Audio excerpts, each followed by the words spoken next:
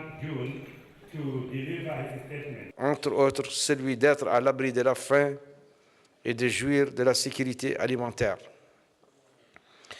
Les événements dramatiques à travers le continent nous rappellent encore une fois que si l'on veut renforcer la sécurité, one crucial element in prosperity is trade, i.e. the exchange of goods and services. Especially in the capitalist era, this exchange of goods and services has formed a very vibrant dynamic.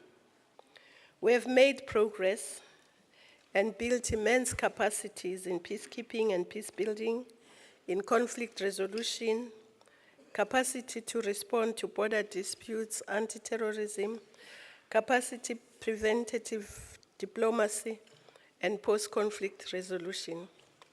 However, there are still ongoing and emerging conflicts. Mesdames et messieurs, c'est pour moi un réel plaisir d'assister en réponse à votre invitation à cette séance publique du Conseil de paix et de sécurité de notre Union. Should also mark the launching of our path to fulfill the pledge you made during the 5th anniversary of the founding of OAU Africa Union, held in Addis Ababa on 25th of May 2013.